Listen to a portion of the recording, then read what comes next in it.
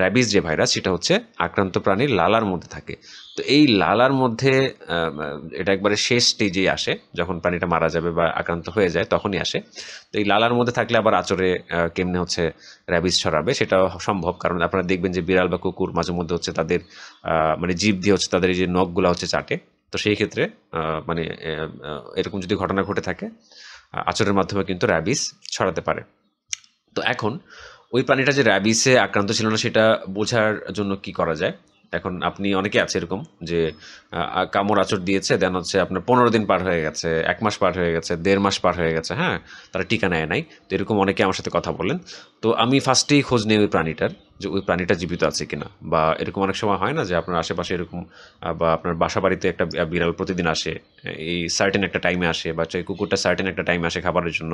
তো যদি আপনি 10 দিন আপনি এই কুকুরটাকে অবজারভেশনে রাখতে পারেন, বা 10 দিন যদি সে মানে এসে থাকে আপনার ইয়েতে এবং সুস্থ থাকে, কোনো ধরনের কোনো লক্ষণ না দেখা যায়, সেই ক্ষেত্রে কিন্তু ধরে নেওয়া যায় যে সেটা র্যাবিসে আক্রান্ত ছিল না। কারণ র্যাবিসে আক্রান্ত হলেই কিন্তু 8 থেকে 10 দিন, 5 থেকে 10 দিন কোথাও কোথাও লেখা আছে মানে ওই প্রাণীটা এরপরে কিন্তু সার্ভাইভ করতে পারে না, এটা মারা যাবে 100%। তো এই জন্য মানে আপনাদেরকে বলি যে আপনারা বাসাবাড়িতে যারা হচ্ছে কুকুর বেড়াল পালন করছেন, যদি এরকম অনাকাঙ্ক্ষিত ঘটনা ঘটে যায়, রক্তপাত হয় তাদের আঁচড় কামড়ের মাধ্যমে, আপনারা আতঙ্কগ্রস্ত হবেন না। যারা ভ্যাকসিন মানে নিতে চান তারা তো নিয়ে ফেলবেন। আর এই বিষয়টা যদি দেখা যায় আপনি যে কনসালটেশন যদি মানে সিক করেন কোনো এমবিবিএস চিকিৎসকদের কাছে, তো সেই ক্ষেত্রে ইভেন আমার কাছে সিক করলে আমি বলে নিই যে আপনারা ভ্যাকসিন নিয়ে নেন, কারণ এখানে আপনার লাইফের প্রশ্ন, এখানে তো রিস্ক নেওয়া যায় না, ঠিক না? এখন আমার কথা শুনে আপনি ভ্যাকসিন নিলেন না, সেই ক্ষেত্রে কিন্তু আপনার মানে প্রাণহানিও হতে পারে, ঠিক আছে? তবে এরকম ঘটনা বিরল যে আঁচড় দেওয়ার পরে বিড়ালটা 15-20 দিন বা হচ্ছে 1 মাস 1.5 মাস এখনও বেঁচে আছে, মানুষটা জলাতঙ্ক হয়েছে, এরকম ঘটনা কিন্তু বিরল। এরকম ঘটনার কোনো প্রমাণ পাওয়া যায় না, ঠিক আছে? আপনারাও রিসার্চ করলে বা হচ্ছে নেট ঘাটলে এরকম কোনো মানে বিষয় খুঁজে পাবেন না। তো মোটামুটি 10 দিন যদি আপনারা অবজারভেশনে রাখতে পারেন সেই প্রাণীটাকে, তাহলেই কিন্তু মানে বোঝা যায় যে সেই প্রাণীটার জলাতঙ্ক ছিল না, যদি সুস্থ থাকে।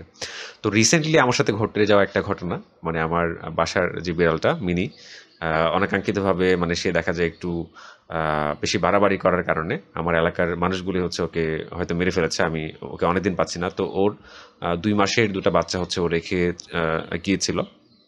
তো সেগুলো ও যাওয়ার পর হচ্ছে একটু বেশি দুষ্টামি করতো।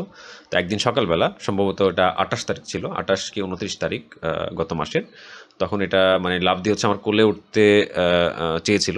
ওই অবস্থায় হচ্ছে মানে আমি এক্সপোজড হলাম, মানে আমাকে হচ্ছে মানে খুব খারাপভাবে আঁচড় দিল, নখগুলা কাটা ছিল না, দ্যাটস ওয়াই স্ক্র্যাচ পড়ে গিয়েছিল।